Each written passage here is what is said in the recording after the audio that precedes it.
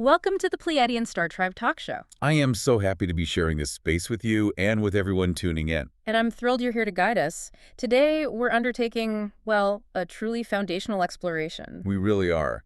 We're looking at the energetic blueprint for survival, for stability, for spiritual grounding. We're drawing from texts that span ancient yogic philosophy all the way to modern somatic psychology. And the subject we're tackling is the most fundamental of all. The root chakra. Muladhara. Muladhara, yes. Okay, let's unpack this right away. Muladhara, it translates directly to root support. It does. That phrasing alone suggests its entire mission is, well, it's structural, isn't it? Completely. Before we get into all the specifics, what is the core mission of this deep dive? Why do all our sources emphasize starting here? I love that question because it's everything. The mission is to define the energetic bedrock of your entire life. The bedrock. The sources are completely unanimous on this. The root chakra is the energetic foundation for your entire being, physical, emotional, spiritual, all of it. So you really can't overstate its importance. Not at all. If you imagine the 7 primary chakras as, say, floors in a skyscraper, Okay. Muladhara is the basement. It's the bedrock. It's that critical footing that the whole structure rests on. And if that foundation is shaky? Then every single level above it, your creativity, your personal power, your ability to love, to communicate, all of it will eventually show stress fractures under pressure. So it's not just some nice-to-have center for a spiritual practice. No? It's intrinsically linked to our baseline human experience of just feeling safe, in a very, very practical sense. Precisely. We use that core analogy of a tree for a reason. The roots of a giant oak tree. Exactly. And what do those roots guarantee? Stability. Stability. Yes. No matter the winds, no matter the storms of life, Muladhara anchors you to a sense of stability, safety, and this is crucial, a sense of belonging in the material world. You know, our sources really suggest that we can theorize about higher consciousness all day long. But until we feel fundamentally safe here, Yeah. in our bodies, on this planet, Sustained spiritual or intellectual growth, it just remains elusive. it's out of reach. You can't get there from a place of fear.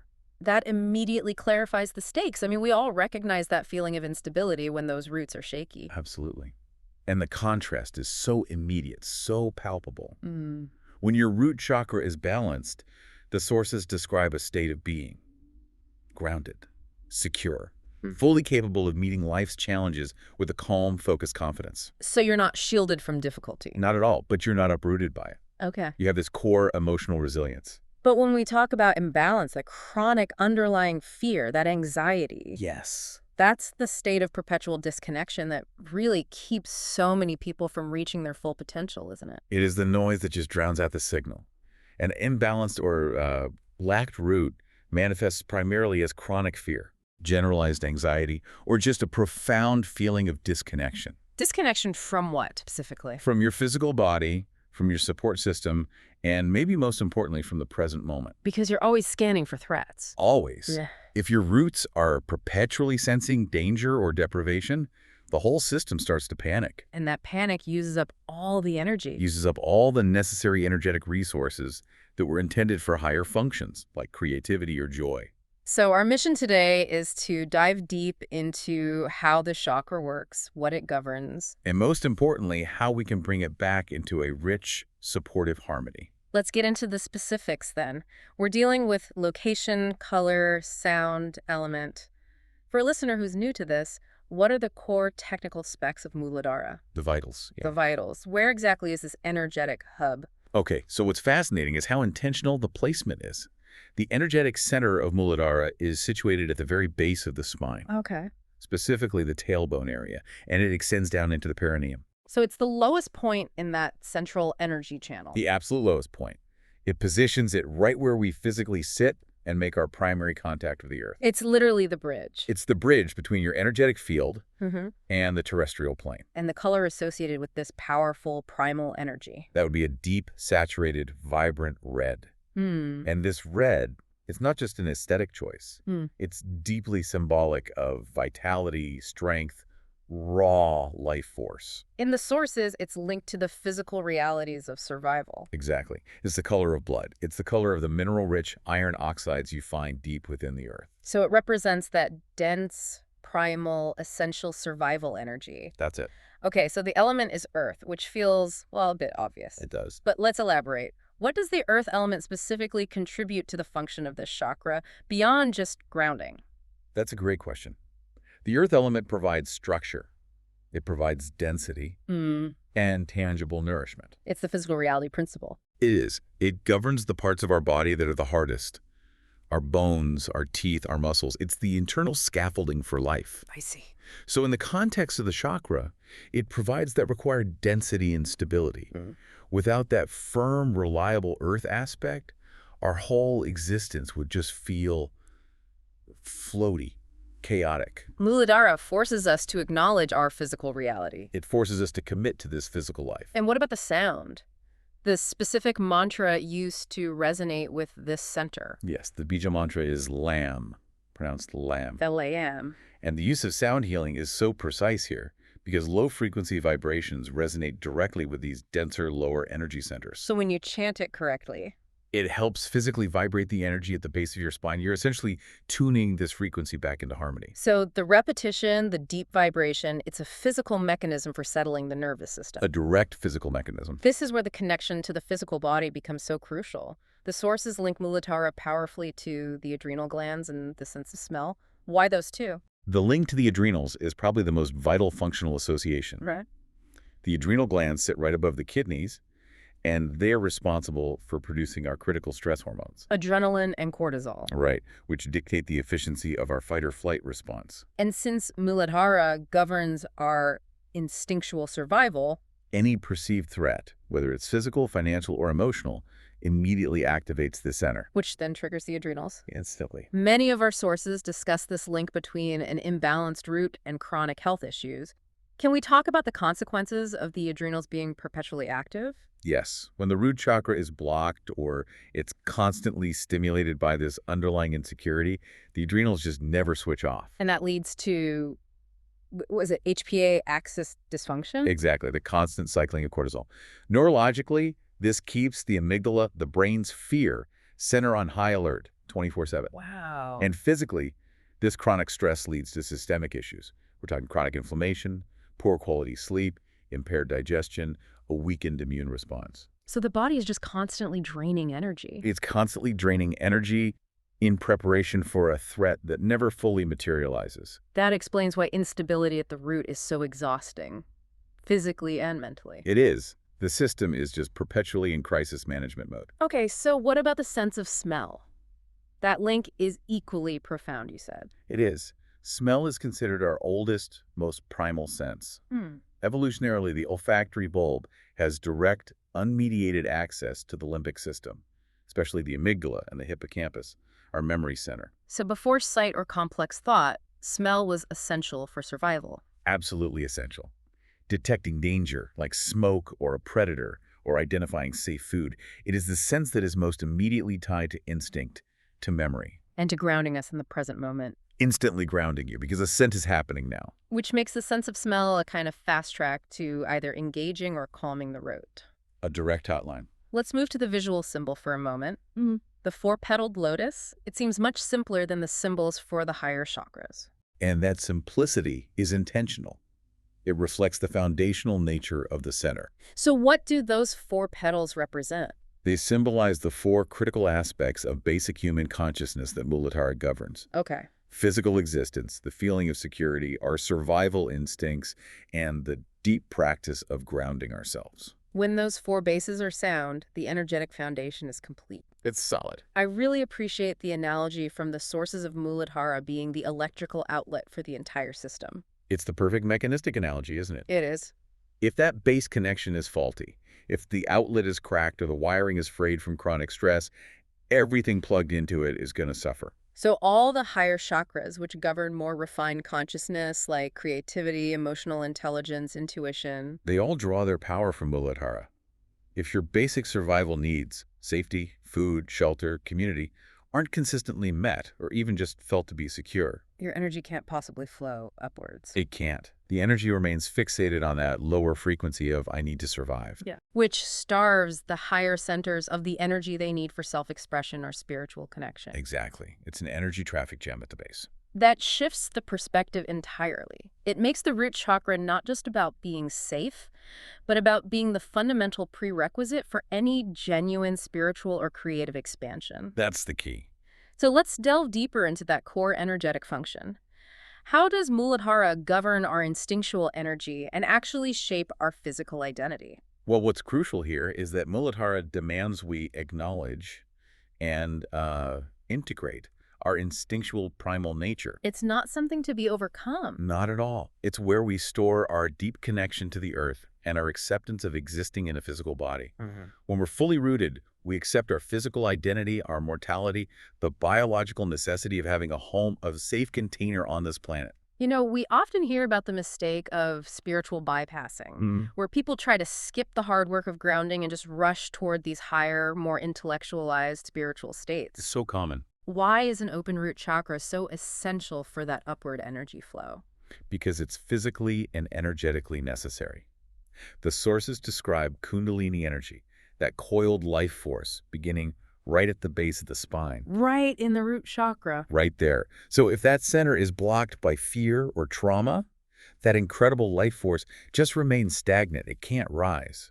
So spiritual growth must unfold from a stable foundation. It has to. Trying to anchor divine love or wisdom into a body that feels perpetually unsafe is it's like trying to pour water into a leaky cup. The energy can't be contained or used effectively. It just dissipates. Yes. We have to fully commit to our physical reality before we can truly ascend beyond it. That gives the root chakra a profoundly important role, even though it's dealing with what seems like dense physical matter. The densest matter holds the most potential energy. Let's go back to the garden analogy, because I think it clarifies this link between physical foundation and spiritual growth so beautifully. Absolutely. The garden analogy highlights the necessity of the environment. The root chakra is the soil in which the garden of your soul is planted. Okay. And if that soil is nutrient depleted, if it's constantly rocky, or if it's contaminated by the energetic residues of chronic fear and past trauma, well, the outcome is predictable. The seeds of creativity, love, intuition, divine connection, they just struggle to flourish. They can't. Or they produce weak, spindly results. They can't thrive. You can intellectually understand compassion, which is the heart chakra, right? Right. But if your root chakra is screaming, I am not safe, every single day, your heart is going to remain guarded. That makes perfect sense. You can't access clear intuition from your third eye if your mental focus is completely consumed by survival anxieties, like worrying about paying the next bill. So the richness and the nourishment of your Muladhara soil directly determines the vitality of your entire spiritual landscape. It's the core investment. Everything else grows from there. So if we make that investment, if we really enrich that soil and stabilize the foundation, what are the tangible, concrete benefits? What does a well-rooted life look like in observable practice? The benefits are both stabilizing and expansive. First and foremost, you gain this deep emotional resilience and steadiness. So when challenges arise. You maintain perspective. You bend with the wind, but you remain anchored.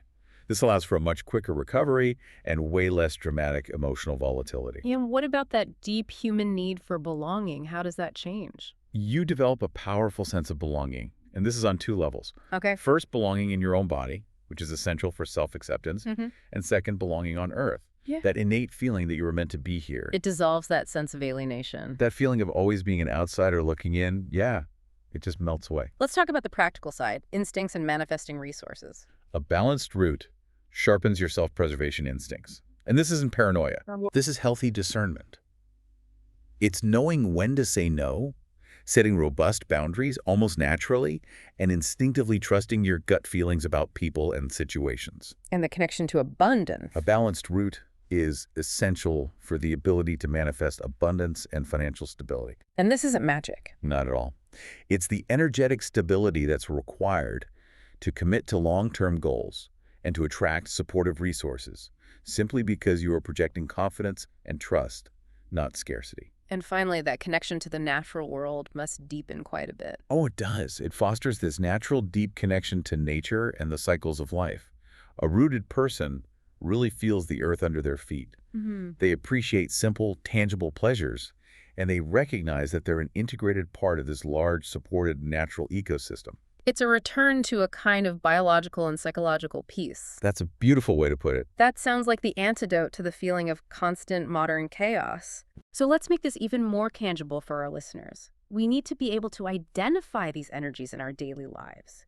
How do we know our root is in harmony, and what are the subtle warning signs of discord? Self-awareness is really the foundational tool here. When the root chakra is in harmony, you're simultaneously deeply grounded in your physical existence and you're trusting of the greater flow of life. You're operating from a core belief that you are fundamentally safe and capable. Exactly. So what are the primary observable signs of this harmony? Look for the consistent presence of feeling safe, stable, and supported internally, regardless of what's happening outside of you. Okay. This manifests as strong instincts, which leads to healthy, non-negotiable boundaries. You protect your energy efficiently. Your energy isn't constantly being pulled and managed by external forces. Right. And focusing on the material realm in terms of finances and career. Yeah. You experience financial trust. This means you trust that resources will flow to you and that you're capable of managing them. That drastically reduces money-related fear and allows for much better long-term planning. And you possess strong organizational skills. Yes. And you tend to finish what you start. You build a consistent, reliable life structure around yourself. And physically, what does this harmony feel like in the body? It's characterized by physical vitality, a deep, comfortable connection to your body. You inhabit your physical vessel fully. You appreciate movement. You do. And your elimination processes, like digestion, are regular and healthy.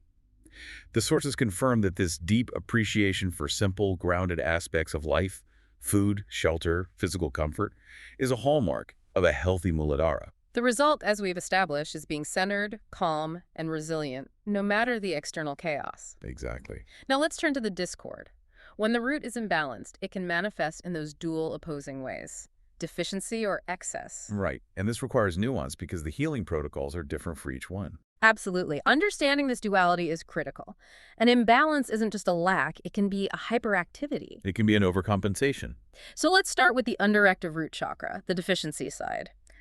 This feels like classic modern anxiety, feeling rootless. It is. This is the state of chronic insecurity, existential fear, or a deep distrust in life's ability to sustain you. You feel anxious. Anxious and often literally ungrounded.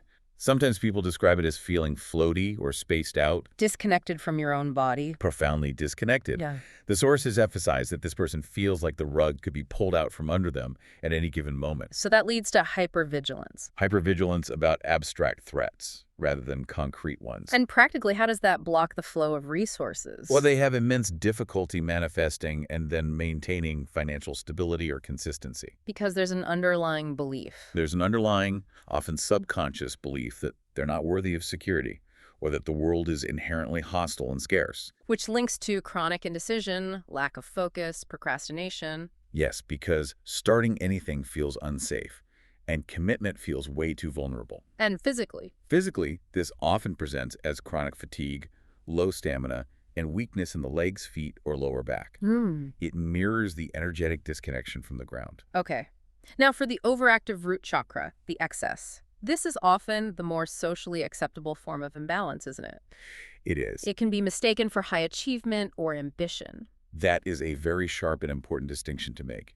The overactive root is still fear-based, but it's expressed through overcompensation. How does that manifest? Primarily is intense materialism, possessiveness, greed, or an obsession with controlling every single aspect of their environment. Including other people. Including other people.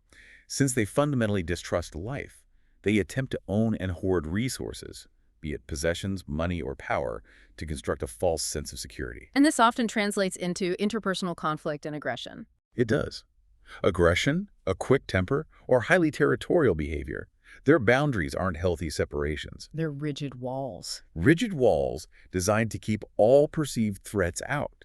They display this intense resistance to change or growth because change inherently threatens their meticulously constructed environment of control. And what about physically?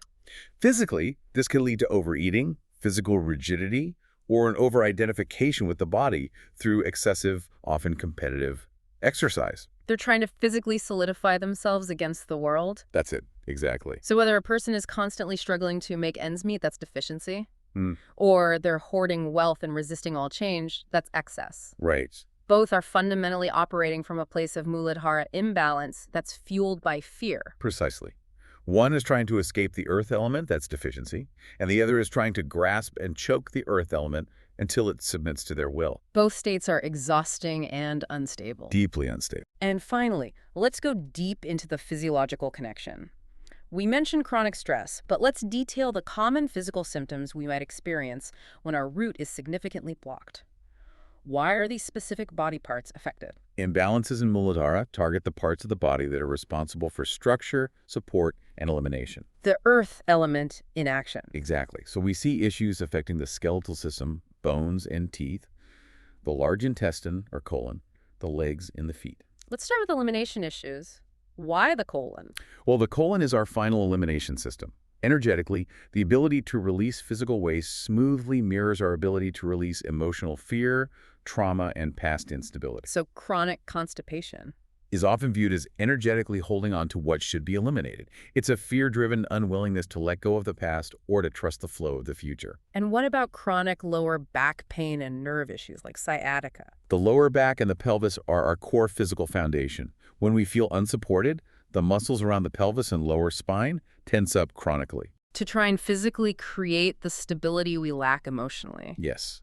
And sciatica, which is pain running down the largest nerve pathway connecting the base of the spine and the legs.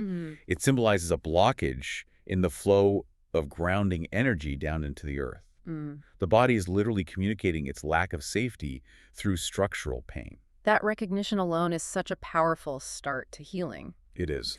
Once we've identified whether we're dealing with deficiency or excess, how do we begin the practical work? You said earlier we can't heal the root by thinking our way out of it. No, we have to feel your way down. What does that look like? It means we have to engage the body, the senses, and the physical environment directly to override the intellectual anxieties lodged in the mind. The goal is to shift the physical vibration of the nervous system. That's it. And we begin with the most direct path, reconnecting to the earth itself through grounding practices. Tell us more about the practice of earthing. Our sources discuss its powerful effect on the nervous system. Earthing, or grounding, is the practice of direct physical contact with the bare earth. Grass, sand, soil. Grass, sand, soil, even concrete sidewalks.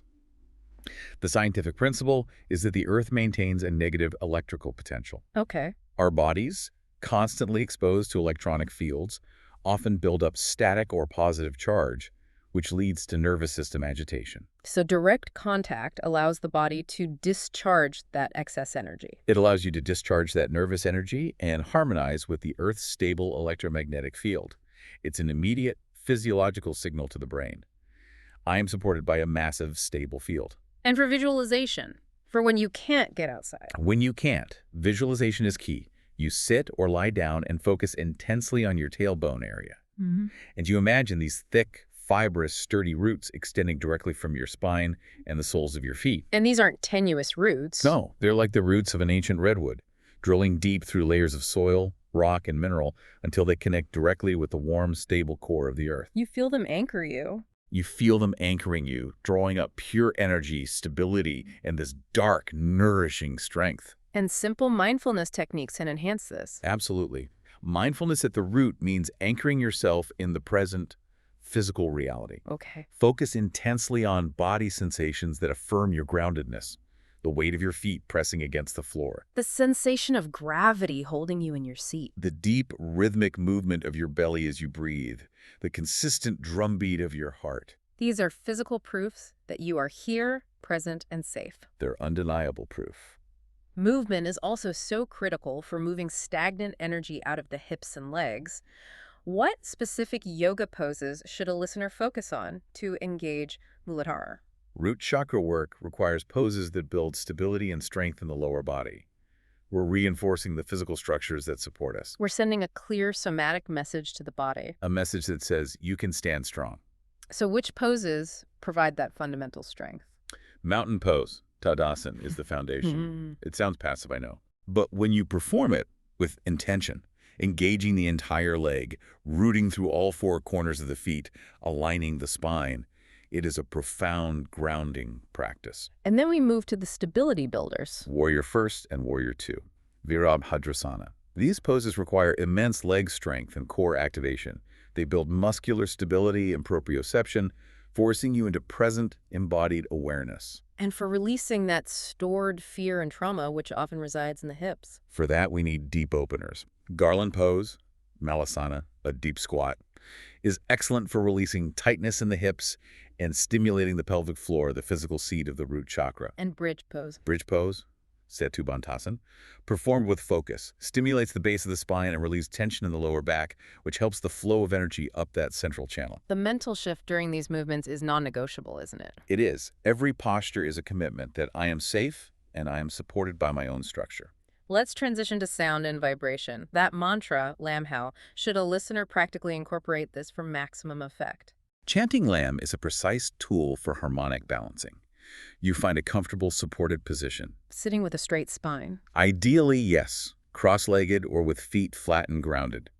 Take several deep, preparatory breaths into the belly, and then on a long, slow exhale, you chant the mantra, drawing out the vowel sound, A-A-M. And you should feel a distinct vibration. A distinct vibration resonating deep within the pelvis and at the base of your spine. What visualization should accompany that chant? As the sound resonates, you visualize that powerful red energy, a sphere of dense, warm, vibrant light glowing, spinning and expanding at the base of your spine. You're literally tuning your energetic body. You are tuning it to the specific frequency of stability and security. Repeat this for several minutes and you'll achieve a palpable shift in the density of that energy center. Are there other sound tools that harmonize with this primal low-frequency center? Yes. The root chakra responds best to deep, low-frequency vibrations, sounds that feel heavy and physical. Like traditional rhythmic drumming. Yes. Tribal or repetitive beats can be incredibly grounding. They mimic the steady, powerful rhythm of the earth. And singing bowls. Deep, resonating singing bowls, especially those that produce low C or D notes, can help shake loose, stagnant energy and synchronize Muladhara's frequency. Now for the practical tools we can introduce into our environment. Crystals and aromatherapy. Which specific stones anchor these deep vibrations? Crystals act as reliable energetic anchors. We look for stones that reflect the color of the chakra, which is red, and the element, which is black or earthy. Symbolizing protection and density. Exactly. So give us the top recommendations. Red jasper is primary. It instills courage, stability, physical strength. Okay. Hematite is so powerful for grounding. Its high iron content makes it physically heavy, which helps draw energy downward. And for transmuting fear, the core root imbalance. For that, we turn to smoky quartz. It acts like a filter, absorbing and neutralizing negative energy from the aura. And finally, black tourmaline. The quintessential shield. It offers powerful protection against external energetic negativity and psychic attacks, ensuring a sense of security. And for aromatherapy, we're looking for scents that are primal, deep, and stabilizing. We want oils that smell of the earth, often described as base notes. Essential oils like patchouli, which is profoundly connected to the earth element and slows racing thoughts. And cedarwood. Cedarwood provides structure and strength. Vetiver is exceptionally calming. It's used to help relieve severe anxiety and insomnia because it forces the nervous system to relax and root. And the timeless classics, frankincense and myrrh. Precisely. They've been used for millennia for spiritual grounding, protection, and creating a sacred safe space. How should a listener use these? Diffusion is excellent, but for direct root work, I'd say mix these oils with a carrier oil. Apply a few drops directly to the base of the spine or the soles of the feet, and set a clear intention for grounding and safety as you apply it. The final, yet crucial, tool for balancing Muladhara is diet. How do we connect the earth element to our physical nourishment to support our energetic foundation? Since the root chakra is all about earth, stability, and density, we heal it by prioritizing foods that literally grow in the earth. And foods that require effort to digest, providing sustained energy. Exactly. Root vegetables are the primary tool here. So we're talking carrots, beets, yams, sweet potatoes. Yes. These foods spend their entire life cycle drawing stability and dense nutrients directly from the soil. When we consume them, we ingest that deep, stabilizing, slow-burning energy. And we also need structural foods. Whole grains oats, brown rice, quinoa, and high-quality protein-rich foods like beans, lentils, and nuts. These are the building blocks that support the physical structure governed by the root chakra. And we shouldn't neglect the color association of red. No, incorporate red foods, apples, berries, pomegranates. They reinforce the visual and energetic link to the Muladhara color and its vitality. But the underlying necessity, regardless of diet, is water. Plenty of water. Water is the solvent that allows energy to flow, nutrients to be absorbed, and waste to be eliminated. You cannot be grounded if your physical system is dehydrated, sluggish, and resistant to flow. We've covered the physical and practical methods, but now we have to steer the discussion toward the emotional and spiritual depths. The sources confirm that the deepest work involves what we call shadow work. Healing the root chakra requires us to confront some very difficult early life wounds. This is where we transition from symptom management to core healing. The sources are definitive on this. In what way? Early life experiences, inconsistent care, family instability, financial scarcity, or trauma can create energetic imprints that lodge fear directly in the root center. And this blueprint of chronic insecurity then runs the show subconsciously throughout adulthood. It does, even if the external situation has improved drastically. It's the difference between being intellectually safe and actually feeling safe at a nervous system level. Precisely. The 5-year-old who felt abandoned or unsafe is still influencing the cortisol output of the 50-year-old. So we have to bring conscious awareness to those deep core fears. We do, and this requires radical self-inquiry, asking ourselves some tough questions about our foundational trust and survival beliefs. What are the key reflection questions listeners should engage with to start this shadow work? These should be journaled with brutal honesty. First, do I truly feel safe in my body and in the world right now? And where specifically does my body hold tension? Second, what core beliefs inherited from childhood or societal messaging do I hold about money, security, and my right to exist comfortably? We have to identify those restrictive programs. And the most revealing question: where in my life do I constantly fear not having enough? And how does that scarcity fear govern my decisions? These questions force us to move that fear out of the subconscious energetic field and into conscious examination. Yes. And tools for release journaling, engaging in somatic therapy, energy healing, they are designed to release the physical, energetic imprints of that primal fear. The goal is to realize that the threat is no longer imminent. And to reprogram the nervous system to rest. The payoff is immense. As you release that lodged fear, you reclaim your inherent right to exist fully without that constant low-grade sense of panic driving your life. That transition from panic to peace is true spiritual sovereignty. It is. And once we clear the old imprints, we have to actively install new supportive programming. Let's talk about affirmations as intentional seeds. Affirmations are so vital because they actively reprogram the subconscious mind. They override the old fear messages. They act like seeds. Exactly. Planted daily with emotional intention, they blossom into stability and confidence. We're flooding the root chakra with messages of security. Let's plant those powerful seeds for our listeners now. Say these with intention. Feel the resonance at the base of your spine. Okay. First, the statement of foundational trust. I am safe, secure, and supported by the earth. Second, affirming your place. I belong in this world and trust life's unfolding process. This one dissolves feelings of alienation. That's a powerful one. Third, connecting physical presence to resource flow. I am grounded in my body and open to the natural flow of abundance. Fourth, moving beyond scarcity. I have everything I need right now to survive and thrive. And finally, A powerful command to the nervous system. I release fear and root myself deeply in peace. planting those seeds daily sounds like a sacred commitment to one's own well-being. It's an act of self-love at the deepest level. Let's move to the highest spiritual purpose of Muladhara. How does a chakra that's dedicated to basic survival lead to spiritual evolution? It seems like a contradiction. This is the beautiful, non-intuitive paradox of the root chakra. While it deals with dense physical matter, it teaches us the most fundamental spiritual lesson of all. Which is? Embodiment. Embodiment. The sacred act of bringing divine consciousness, or spirit, fully and completely into human form. The soul must commit to the vessel. So we can't truly ascend until we fully and radically commit to descending into our physicality. Exactly.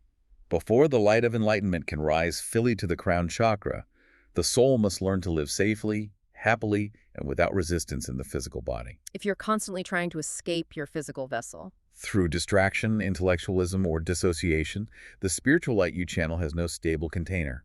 The ultimate goal is to stabilize high-frequency energy into a low-frequency physical experience. That makes the body the ultimate tool for spiritual practice, not an obstacle to be overcome. It is the divine meeting point.